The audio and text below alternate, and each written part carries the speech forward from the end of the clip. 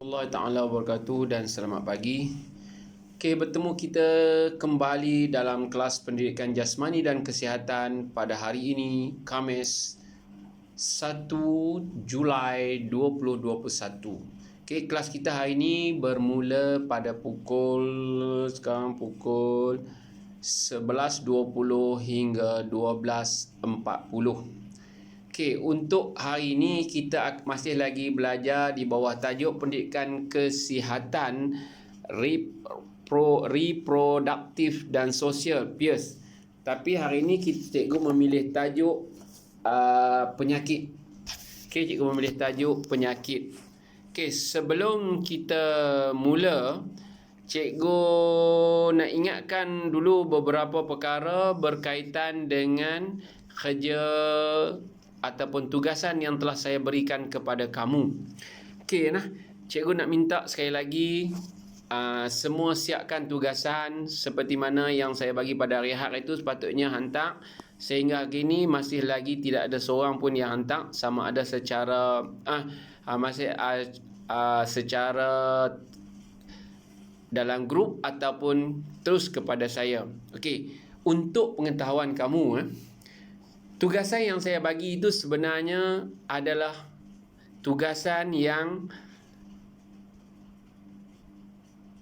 berkaitan dengan penilaian PBD. Maksud dia, saya menilai kamu berdasarkan tugasan.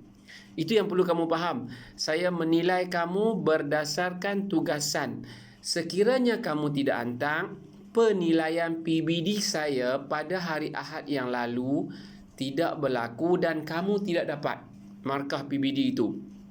Oleh yang demikian, saya nak, selain daripada kamu masuk kelas, kamu kena buat tugasan. Tugasan itu saya akan bagi markah. Markah itu bergantung kepada hasil kerja buat awak. Kalau awak hantar tugasan yang saya bagi pada hari Ahad itu, senang-senang saja kamu dapat TP 4 dan boleh menjangka sampai 5 kalau kamu buat betul-betul.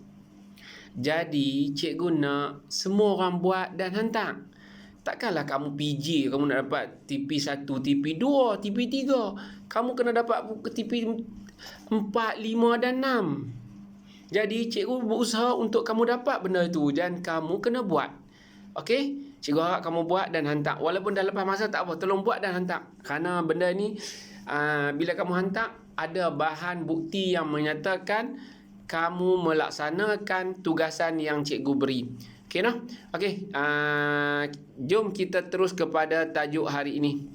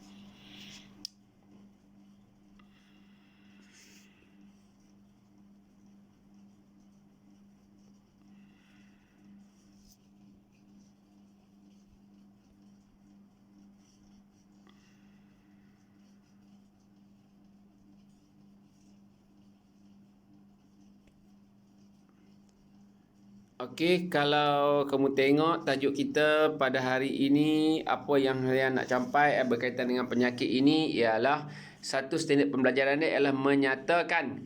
Akhir pembelajaran nanti kamu akan dapat menyatakan contoh, simptom dan tanda penyakit jangkitan seksual.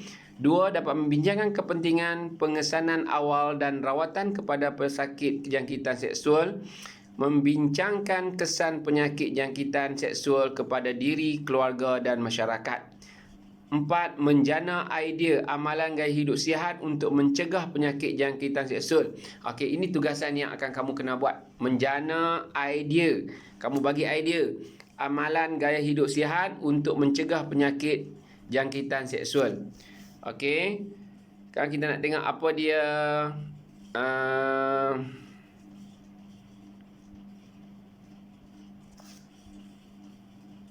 Okey, apa dia penyakit jangkitan penyakit ini? Okey. Penyakit jangkitan seksual atau sexual transmitted infection STI adalah sejenis penyakit yang merebak melalui pelakuan seks. STI berjangkit antara individu menerusi sentuhan seksual atau hubungan seks yang tidak selamat menerusi paras, zakar, dubur atau seks oral. Pembawa bakteria seperti Neisseria gonorrhoeae, Chlamydia trachomatis, Treponema pallidum, Haemophilus dactyli dan bakteria lain yang boleh menyebabkan individu dan pasangan mereka mendapat penyakit jangkitan seksual STI seperti chlamydia, gonorrhea, herpes genital, syphilis, ketuat genital, hepatitis, human papilloma virus, HPV, HIV dan AIDS. Zaman remaja merupakan zaman mereka mempunyai keinginan untuk mengetahui anggota tubuh badan mereka. Keinginan terhadap aktiviti seksual turut menarik minat remaja tanpa mereka mengetahui akibat perbuatan mereka. Situasi ini menjerumus remaja kepada risiko penyakit kelamin selain kehamilan yang tidak dirancang.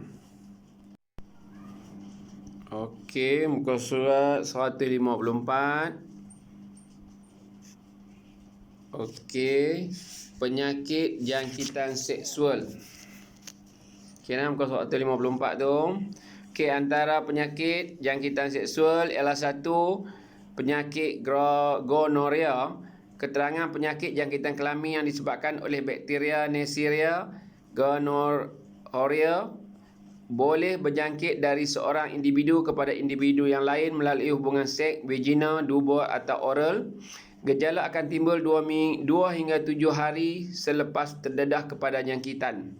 Simptom dan gejala: merasa sakit ketika membuang air kecil, mengeluarkan cecair berwarna kekuningan dari saluran kencing. Okey. Dan seterusnya penyakit chlamydia, penyakit syphilis, penyakit hepatitis B, penyakit HIV.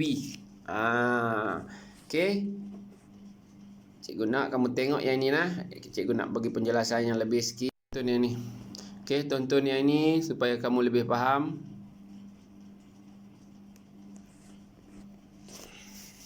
Bismillahirrahmanirrahim. Assalamualaikum warahmatullahi taala wabarakatuh. Salam sejahtera. Alhamdulillah. Bertemu lagi kita untuk kelas pendidikan kesihatan tingkatan 5 dengan tajuk baru hari ini iaitu penyakit. InsyaAllah kamu boleh rujuk muka surat kamu boleh rujuk buku teks kamu dari muka surat 154 sehingga muka surat 158. Okey, apa yang cikgu nak paparkan dalam slide ni semuanya adalah fakta yang cikgu dapatkan daripada buku teks. Kamu boleh rujuk buku teks kamu, pastikan apa yang kamu harap, apa yang cikgu harap kamu dah bersedia dengan buku teks, buku nota dan juga alat tulis kamu. Okey. Sebelum tu, mari kita tengok apakah standard pembelajaran yang ingin kita capai dalam tajuk penyakit ini. Okey, baik. Standard pembelajaran yang ingin kita capai yang pertama ialah menyatakan contoh, simptom dan tanda penyakit jangkitan seksual. Yang kedua, membincangkan kepentingan pengesanan awal dan rawatan kepada pesakit jangkitan seksual. Yang ketiga, membincangkan kesan penyakit jangkitan seksual kepada diri, keluarga dan masyarakat. Dan yang keempat, mencanang idea amalan gaya hidup sihat untuk mencegah penyakit jangkitan seksual. Okey, mari kita tengok pengenalan dia. Apa itu penyakit jangkitan seksual? Okey, baik. Penyakit jangkitan seksual atau Sexual Transmitted Infection STI adalah sejenis penyakit yang merebak melalui perlakuan seks. Okey, STI berjangkit antara individu menerusi sentuhan seksual atau hubungan seks yang tidak selamat menerusi faraj, zakar, dubur atau seks oral.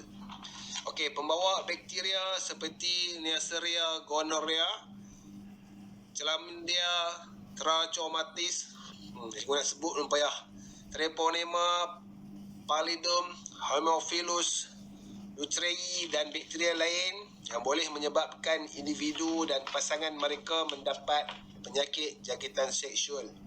seperti chlamydia, gonorrhea, hepatitis genital, syphilis, ketuak genital, hepatitis, human papilloma virus, HPV, HIV dan penyakit AIDS. Yang tu selalu kita dengar, AIDS, HIV, AIDS itu kamu tahu lah kan. Okey, zaman remaja merupakan zaman mereka mempunyai keinginan untuk mengetahui anggota tubuh badan mereka. Kamulah remaja tu. Keinginan terhadap aktiviti seksual turut menarik minat remaja tanpa mereka mengetahui akibat perbuatan mereka. Bukan kamu, untuk orang lain. Okey, situasi ini menjerumuskan remaja kepada risiko penyakit kelamin selain kehamilan yang tidak dirancang. Okey. Berat ni, tajuk ni berat. Tapi cikgu rasa kamu tahu, kamu ada pengetahuan dan juga mungkin ada knowledge berkaitan dengan apa yang kita nak bincang ni. Dan kamu memang dah didedahkan rasanya. Kalau tak silap cikgu, kita dah pernah bincang tajuk ni dalam silibus tingkatan 3 untuk PG untuk tekan kesihatan ni. Okey, mari kita tengok penyakit-penyakit daripada jangkitan seksual. Okey, penyakit jangkitan seksual yang pertama iaitu gonorrhea. Okey, penyakit jangkitan kelamin yang disebabkan oleh bakteria Neisseria gonorrhea boleh berjangkit dari seorang individu ke individu yang lain melalui hubungan seks vagina, dubur atau oral. Tahu kot? No? Apa tu vagina, apa dubur atau oral tu? Tak tahu, boleh tanya dalam grup nanti. Okey, gejala akan timbul 2 hingga 7 hari selepas terdedah kepada jangkitan. Simptom dan gejala dia: merasa sakit ketika membuang air kecil, mengeluarkan cecair berwarna kekuningan dari salur kencing. Itu simptom dia, penyakit gonorrhea. Yang kedua, penyakit chlamydia, mudah merebak melalui hubungan seks dengan pasangan yang telah dijangkiti, berkeupayaan menyerang mangsa 4 kali ganda lebih kerap daripada penyakit gonorrhea. Ni lagi bahaya lagi. Dia lagi power. Simptom dia berlaku pendarahan di antara kitiran haid serta sakit di bahagian abdomen, keluar cecair daripada zakar atau faraj, pedih dan gatal semasa membuang air kecil. Okey, itu simptom dia. Yang ketiga, syphilis. Okey, disebabkan oleh virus Spirochete okey, sejenis ulcer yang tidak sakit tetapi kemerahan boleh dilihat pada vagina, dubur, zakar dan mulut. Disebarkan melalui hubungan seks secara oral, dubur, zakar dan vagina. Okey, simptom dia jika lambat dirawat, ruam akan timbul di bahagian badan, tapak tangan dan kaki, bergejala seperti sukar berjalan, buta, kebas dan boleh membawa maut. Okey, itu syphilis. Okey, yang keempat, penyakit hepatitis B. Okey, dikesan seawal 45 hari, boleh berjangkit melalui sentuhan dengan cecair badan seperti air liur, air mani dan cecair faraj. Okey, melalui pemilihan darah atau darah yang tercemar, hubungan seksual atau melalui jarum suntikan yang tercemar. Tanda-tanda dia hilang selera makan, loya, muntah, perut rasa tidak selesa, sakit sendi, ruam serta kekuningan di mata dan kulit. Ni dah ada kaitan dengan hati lah bila hepatitis ni. Okey, dan yang keempat, yang terakhir, penyakit HIV. Yang ni yang popular. Sakatlah HIV ni memang tak ada ubat yang boleh menyembuhkan. Hanya boleh bertahan dan memanjangkan jangka hayat saja. Okey, penyakit yang serius disebabkan oleh virus HIV, human immunodeficiency virus, mudah dijangkiti HIV jika terdedah tersentuh dengan bendalir badan individu yang HIV positif seperti darah, cecair faraj, air mani dan susu ibu.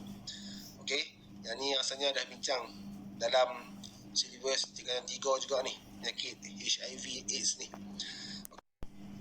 Okey, saya nak kamu cuba lebih memahami penyakit-penyakit tadi dan saya akan cuba memberi satu penjelasan yang lebih mendalam berkaitan dengan penyakit yang disebutkan tadi. Okey, tengok yang ni.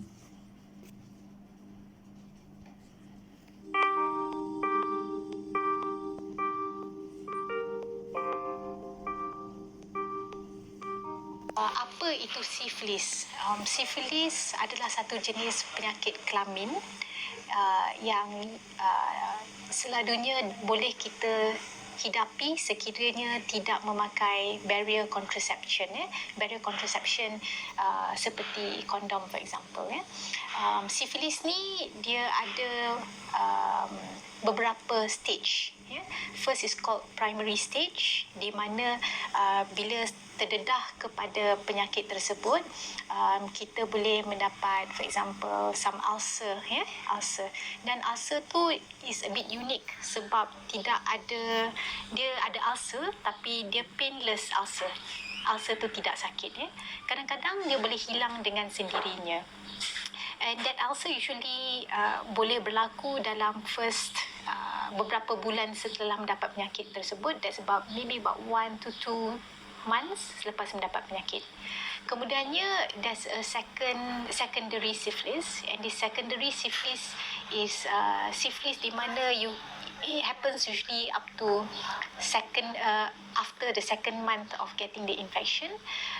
Untuk pesakit HIV kami, secondary syphilis ni kadang-kadang mereka present dengan rashes, iaitu ruam yang terdapat di tapak tangan dan juga di seluruh badan. Rashes atau ruam tersebut tidak gatal selalunya. So and sometimes it can resolve on its own juga. Tetapi sekiranya terdapat rashes tersebut, it is actually treatable. It's not something that you worry a lot, because it is something that is treatable dan boleh dirawat dengan antibiotics, iaitu penicillin. Rawatan untuk secondary syphilis ni dia it depends on whether it is early syphilis ataupun late syphilis. So kalau sekiranya seseorang tu ada HIV dan you punya immune system itu masih lagi bagus, jadi rawatannya is quite simple actually dengan injection penicillin. Sekiranya you are allergic ataupun alahan pada penicillin, terdapat juga antibiotik yang perlu dimakan. Itu bergantung dengan status imun badan juga, sama ada 2 minggu ataupun 4 minggu. Tetapi kena makan macam 2 kali sehari, and you got to be compliant, mesti patuh pada masa untuk makan ubat tu, tidak putus ubat dan complete the whole course. Sebab kalau kita makan ubat and then kita tak cukup course, contohnya sepatutnya untuk 2 minggu kita hanya makan untuk 1 minggu, that is actually boleh menyebabkan resistance. So it is not dan tidak disarankan untuk berbuat sedemikian, because problem ni nanti kemudian nanti. So that is a secondary syphilis. That's a condition where we call latent syphilis. Latent syphilis ni maknanya seseorang tu dia ada syphilis, tetapi dia sama ada dia tidak sedar yang dia ada syphilis, dan atau kadang-kadang bila dia jumpa dengan doktor, dia makan antibiotik untuk penyakit lain, contohnya sakit tekak dan sebagainya, which is also penicillin, it is partially treated. Dia mendapat rawatan tetapi tidak rawatan yang sepenuhnya. And test syphilis ni hanya boleh kita test ujian dia melalui ujian darah sahaja yang spesifik untuk syphilis. Dan walaupun is a late latent syphilis, ia masih boleh dirawat dengan antibiotics. Okay. Dan last kali of course kita panggil tertiary syphilis, dan tertiary syphilis dan juga tertiary syphilis ni agak selalunya can cause a bit more of a problem lah. Contohnya it can cause neurosyphilis, it can cause bone infections. Kadang-kadang boleh juga menyebabkan infection kepada salur darah for example. Tetapi nevertheless there is still treatable. So although syphilis adalah penyakit yang boleh dirawat, tetapi it is better to prevent or be smart and take precautions against getting the infection. That is number 1, be faithful to your partner, 2, get tested, and number 3, always be safe by protecting yourself and also from others by using barrier contraception. Okay, baiklah. Itu berkaitan dengan syphilis. Okey, sekarang ialah penjelasan berkaitan dengan HIV/AIDS. Okey. Ini cikgu tak ambil semualah penyakit-penyakit tadi, cikgu akan pilih 2 penyakit ini saja untuk diberi lebih penjelasan. Okey, tolong dengar yang ni pula.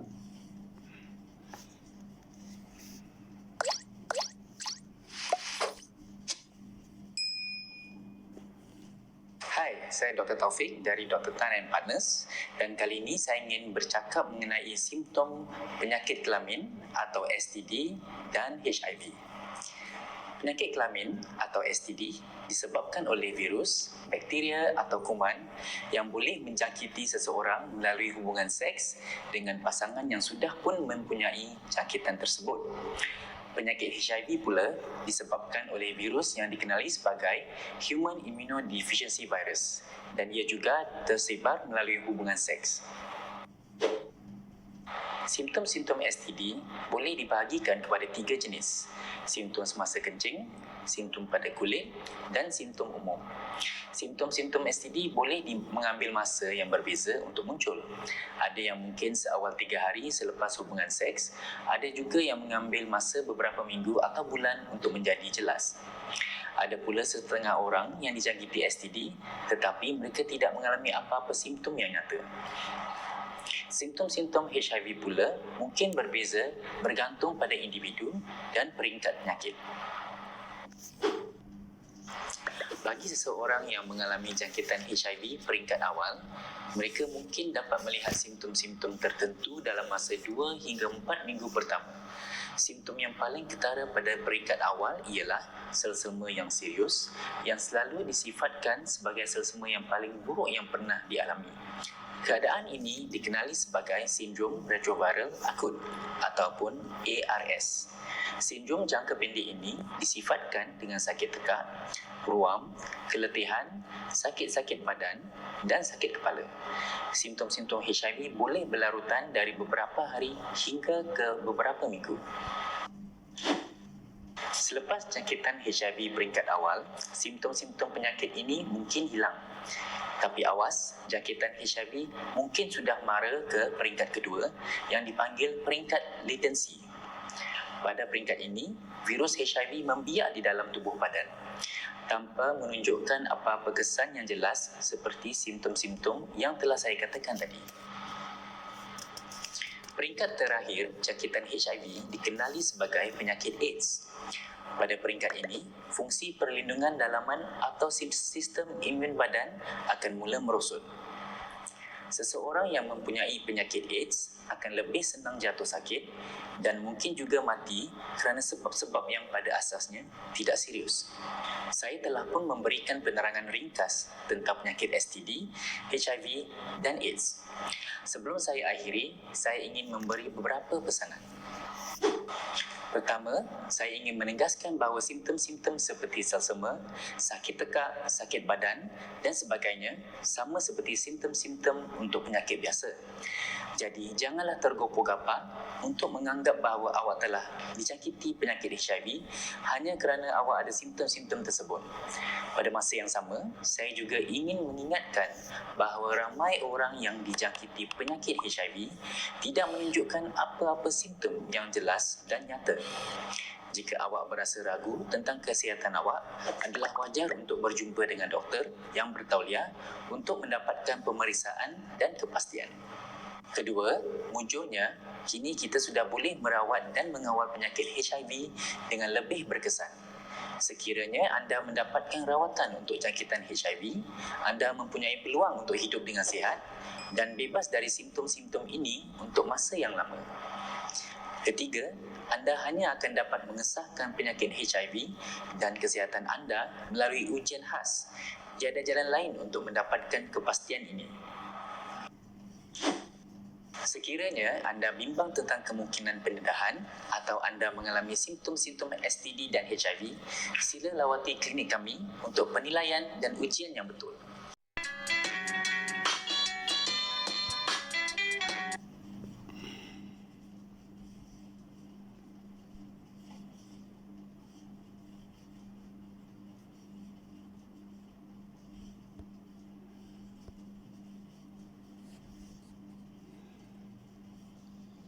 Bismillahirrahmanirrahim. Assalamualaikum warahmatullahi.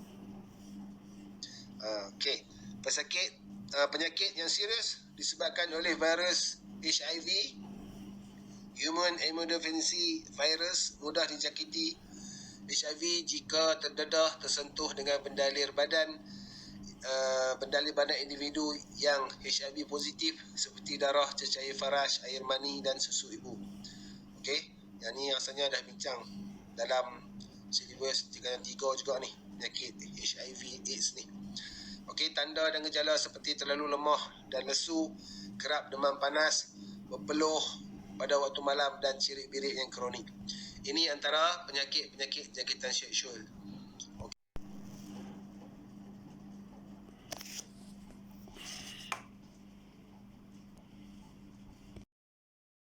Kita sambung lagi sedikit berkaitan dengan penyakit. Okey, ini adalah untuk kamu lebih faham berkaitan dengan HIV lah. Okey, tolong dengar yang ni. Di Malaysia, kira-kira 80,000 orang menghidap penyakit HIV, di mana majoriti daripada nombor ni adalah lelaki. Jadi HIV ni menantang apa? HIV ni adalah sejenis virus dan sejenis sexually transmitted disease, STD. Dan AIDS ni adalah satu situasi kronik yang disebabkan oleh HIV, di mana ia merosakkan, dia melemahkan sistem imun badan kita dan boleh membawa kepada kematian. Jadi bagaimanakah kita boleh mendapat jangkitan virus HIV ni? Darah, air mani dan juga vaginal secretion yang dijangkiti dengan virus HIV boleh memasuki ke dalam badan kita melalui beberapa cara. Yang pertama adalah melalui sexual intercourse, baik dari laluan normal, laluan belakang ataupun laluan atas. Tapi yang paling berisiko tinggi adalah laluan belakang, di mana terdapat luka-luka kecil yang mungkin kita tak perasan, dan melalui luka ni virus ni boleh memasuki ke dalam badan kita. Yang kedua adalah disebabkan oleh perkongsian jarum dalam kes penagih dadah. Yang ketiga kita panggil vertical transmission, apabila ibu yang mengandung yang mempunyai HIV positif, dia akan transmit HIV itu kepada bayinya. Dan yang keempat, bagaimana anda boleh transmit HIV adalah melalui blood transfusion ataupun transfusi darah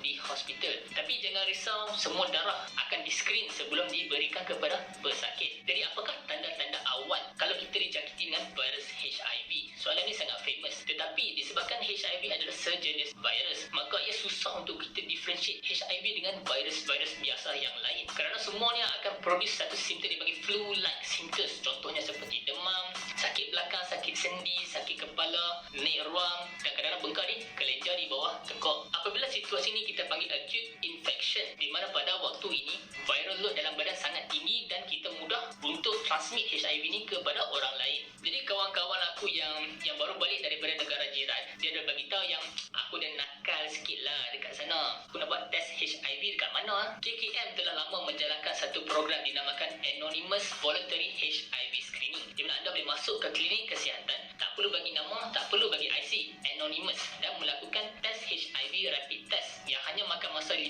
hingga 20 minit, dan anda akan diberikan kaunseling. Sekiranya test itu negatif, anda akan dinasihatkan tentang window period dan dinasihatkan untuk repeat ujian darah selepas 6 bulan. Sekiranya positif, anda diberi kaunseling dan dinasihatkan untuk repeat darah tersebut untuk confirmation. Jadi kita dah tahu HIV dan AIDS tak ada cure. Jadi apa yang kita boleh buat untuk prevention? Yang pertama adalah memakai kondom yang baru. Tak ada mana apa dia kata ekonomi teruk lah ni, kita pakai balik lah, recycle. Effectiveness kondom adalah 90 hingga 95% untuk prevent kita mendapat HIV ataupun prevent kalau kita ada HIV untuk kita spread kepada orang lain. Yang kedua, prevention kedua adalah menggunakan jarum yang bersih dan baru. KKM juga ada satu program dipanggil syringe exchange program, di mana penagih-penagih dadah membawa syringe dan jarum mereka untuk bertukar syringe dan jarum yang baru supaya mereka tak spread HIV itu kepada orang lain. Dan yang ketiga berkaitan dengan vertical transmission. Sekiranya anda adalah seorang wanita yang mengandung yang mempunyai HIV, anda perlu memberitahu doktor anda tentang status HIV anda dan memulakan rawatan antiviral supaya anda boleh mengurangkan risiko untuk transmit HIV ini kepada bayi anda. Konklusinya, kita tak sokong benda-benda yang tidak bermoral seperti ini. Tapi hal rasa, dia pakai kisah ke, hal sokong ke, hal tak sokong ke, realitinya benda ni makin berleluasa dan prevention is key. Dan supaya orang yang ada HIV memulakan antivirus secepat yang mungkin supaya mereka tak progres ke AIDS.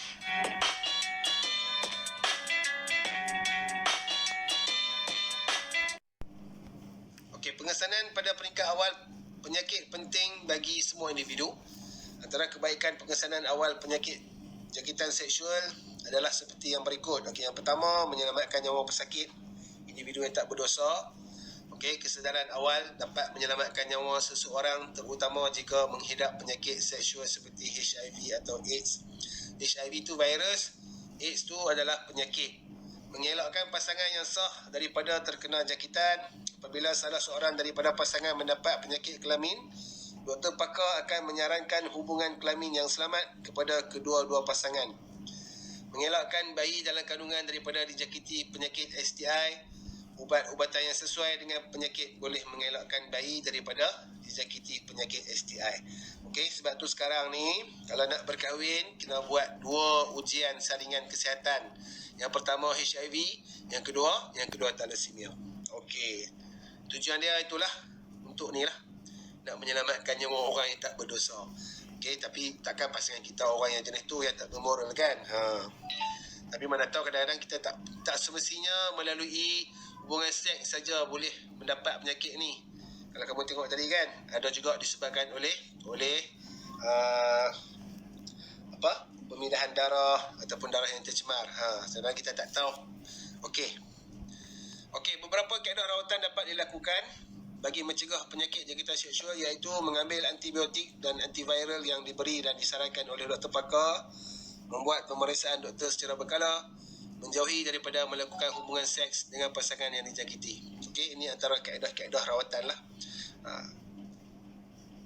Okey, cakap lah ni tak ada lagi lah ubat yang boleh ataupun yang dapat memulihkan sepenuhnya lah jenis-jenis penyakit seksual ni, jangkitan seksual ni.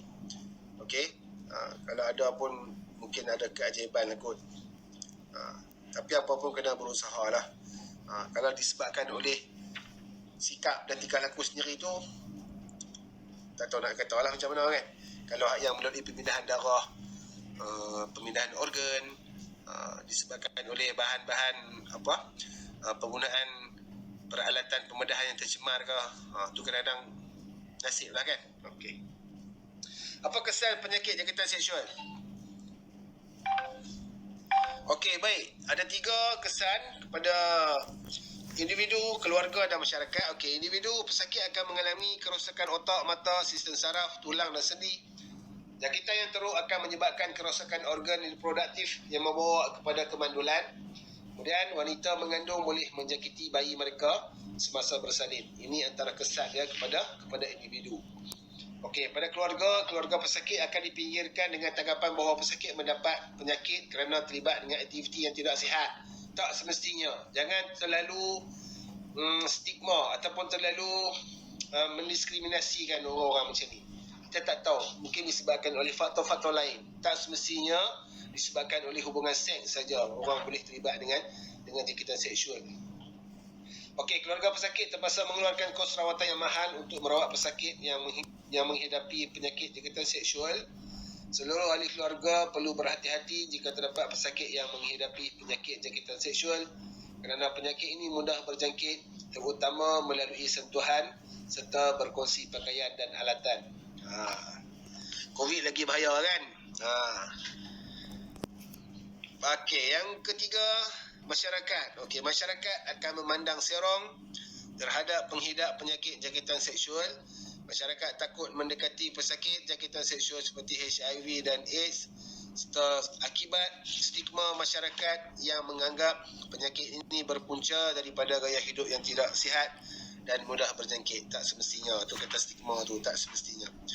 Okey, kadang-kadang tak semestinya. Kalau anak tu yang dapat pada ibu dia macam mana? Takkan salah anak tu. Kan? Kena positif lah. Okey? Manusia ni tak sama ujian hidup dia. Okey, itu kesan penyakit jangkitan seksual.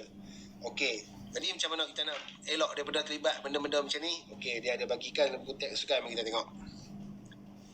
Okey, amalan gaya hidup sihat untuk mencegah penyakit jangkitan seksual. Okey, yang pertama, melibatkan diri dalam aktiviti kesukanan dan rekreasi. Luangkan masa untuk beriadah bersama-sama rakan dan keluarga. Lakukan aktiviti luar yang anda suka. Rancang masa yang berkualiti untuk keluarga dan rakan. Okey, menjadikan aktiviti keagamaan sebagai rutin hidup. Bukan sebagai rutin hidup lah, kena jadikan sebagai hidup kita, rutin hidup kita. Okey, menjadikan solat berjemaah sebagai rutin hidup, menghadiri program kerohanian untuk mengenali erti kehidupan yang sebenar. Okey. Dia cerita dia kalau penyakit jangkitan seksual ni apa pun punca dia nafsu lah. Kena pandai kawal nafsu lah. Okey, nafsu tu segala-galanya. Apa pun nafsu, kena kawal nafsu. Kalau tak mampu nak berkahwin, lelaki yang tak mampu nak berkahwin, kena puasa. Okey, kena berpuasa. Kena jaga nafsu. Nafsu ni bukan saja nafsu seks, bukan saja nafsu tu saja. Banyak benda nafsu ni. Bila sebut nafsu ni, makan nafsu, nak membeli belah nafsu kan, nak perempuan kan, suka beli barang-barang apa tu nafsu lah tu. Tengok dua berkenan nafsu. Nafsu tu besar. Okey, skop dia besar. Okey, kemudian melibatkan diri dalam aktiviti kemasyarakatan, menyertai aktiviti sosial anjuran penduduk setempat. Dan yang terakhir, mengaplikasi kemudahan media masa, berperanan sebagai ejen penyampai maklumat gaya hidup sihat dalam kalangan remaja. Aplikasi terkini seperti Instagram dan Twitter dapat menyebarkan maklumat secara lebih berkesan kerana media sosial ni dekat dengan remaja. Okey, media masa yang positif guna cara yang baik, jangan duk guna yang tak baik pula. Sekarang ni baik tak baik semua mudah, hanya di hujung jari kita saja. Kita yang boleh pilih, kita nak yang mana kita pilih sendiri. Okey, baik. Cikgu rasa itu saja yang cikgu nak sampaikan kepada kamu berkaitan dengan tajuk penyakit hari ini. InsyaAllah, sebarang pertanyaan, persoalan, perkongsian pandangan, pendapat, kita boleh bincang dalam grup kumpulan nanti, insyaAllah. Okey, sekian dulu. Terima kasih. Okey, baiklah. Cikgu harap kamu dah faham berkaitan dengan penyakit-penyakit. Okey. Dan kaedah pencegahan serta pengawalan daripada awal. Okey, apabila kamu faham, okey, sekarang cikgu nak bagi tugasan yang perlu kamu buat. Cikgu nak kamu pilih daripada 5 penyakit daripada yang ada dalam buku muka surat tersebut. Dan cikgu nak kamu buat dalam bentuk TikTok. Pilih satu penyakit, cerita penyakit tersebut. Kalau ada gambar, masukkan gambar. Okey, buat rakaman dan hantar. Cikgu nak bagi peluang kamu menggunakan media sosial, media sosial ini untuk menghasilkan sesuatu benda yang berkaitan dengan pembelajaran kita. Jadi cikgu nak awak pilih satu penyakit yang ada dalam tu, HIV ke, syphilis ke, apa semua, terangkan balik. Buat dalam bentuk TikTok supaya dia nampak menarik dan kamu cerita berkaitan dengan tu. Jangan terlampau panjang lah, agak-agak tu, lepas tu hantar. Ini adalah sebagai tugasan kamu untuk kelas kali ini. Okey, buatlah.